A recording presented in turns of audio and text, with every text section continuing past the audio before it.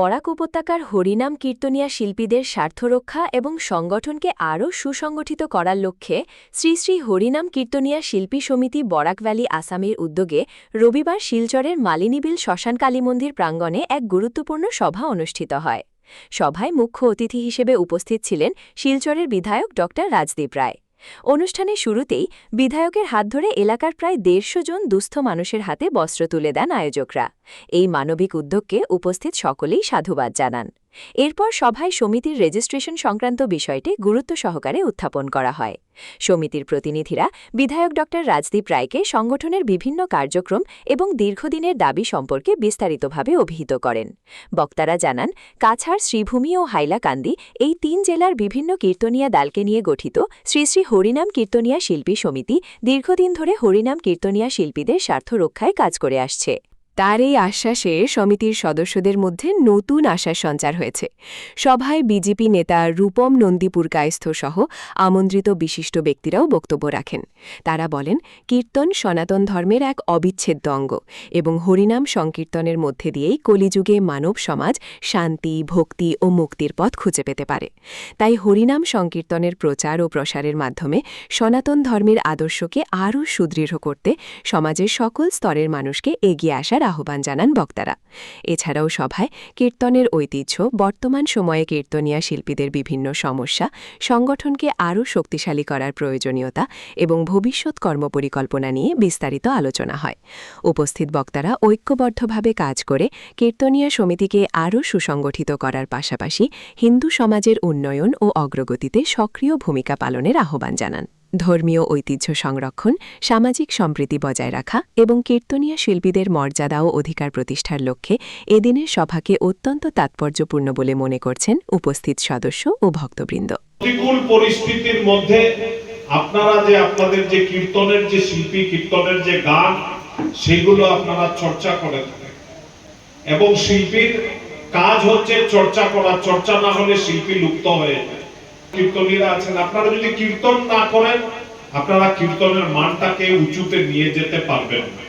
কাজেই কীর্তন করার একটা পরিবেশ দরকার, শান্তি দরকার এবং সবাই মিলে এই পরিবেশটাকে যাতে আমরা লালন পালন করতে পারি, এই জন্য আমাদের বৃহত্তর সমাজেরও দরকার। শিলচর শহরের সংলগ্ন এলাকাতে আমি দেখেছি যে এক এক সময় এরকম ছিল যে রাত্রেবেলা ফোন আসতো যে আমরা কীর্তন করতে বসেছি, আমার বাড়িতে ঢিল পড়েছে, আমরা কীর্তন করেছি, বাড়িতে ঢিল পড়েছে, আমাদের বাড়ির গেটে লাঠালাঠি দিয়ে মেরেছে, আমরা পুলিশের কাছে গেছি, পুলিশ আমাদের কথা শুনেনি, আমাদের এফআইআর রেজিস্টার করেনি। আমাদের শিলচর শহরে এরকম পরিস্থিতি ছিল। কেন ছিল? কারণ কংগ্রেসের সরকার ছিল এবং কংগ্রেসের এই সরকার বিধর্মীদেরকে মদত দিয়ে গেছে পেছন থেকে। আজকের দিনে আমরা নির্ভয়ে শহরের বিভিন্ন প্রত্যন্ত এলাকাতে আমরা আজকে কীর্তনগুলো, গুণ কীর্তনগুলো, এগুলো আমরা সন্ধ্যার পরে করতে পারছি। এই কমিটি বরাক উপত্যকার ৩ জেলা নিয়ে গঠিত।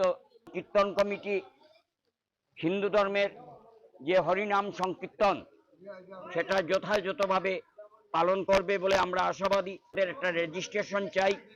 এটা শিলচরের বিধায়ক ডক্টর রাজদীপ রায় মহাশয়কে অবগত করানো হয়েছে এবং উনি প্রতিশ্রুতি দিয়েছেন যে রেজিস্ট্রেশনের ব্যাপারে তিনি ইতিবাচক ভূমিকা নেবেন। আজকে প্রায় ১৫০ জনকে দুস্থ মানুষ দেখে শাড়ি, ধুতি এগুলো বিতরণ করা হয়েছে। কীর্তন আমাদের জীবনের একটি অঙ্গ। এই হরিনাম সংকীর্তনের মাধ্যমেই আমরা এই কলিযুগে আমরা মুক্তি পেতে পারি। যত বেশি করে কীর্তন হবে ততই আমরা হিন্দু ধর্মকে রক্ষা করতে পারবো। তাই হরিনাম সংকীর্তনই মুক্তির একমাত্র পথ। তাই এই যে উদ্যোগ ওনারা নিয়েছেন একটা কমিটির মাধ্যমে, এটা কীর্তনের বিভিন্ন দিক রয়েছে, সেটা আলোচিত হবে। সমাজে যদি কীর্তন কমিটি যদি শক্তিশালী হয়, সমাজ, হিন্দু জাতি আরো শক্তিশালী হবে। বরাক বলির মধ্যে শিল্পী কমিটি নাই, এই শিল্পী কমিটিকে 4 বছর ধরে শিল্পী কমিটিটা বানানো হয়েছে। মানে রেজিস্ট্রেশন আমরা এমএলএ মশাইরে আমরা খবর দিছি, কিছু কাপড় আমরা 110টা কাপড় মানে গরিবের দান করা হয়েছে।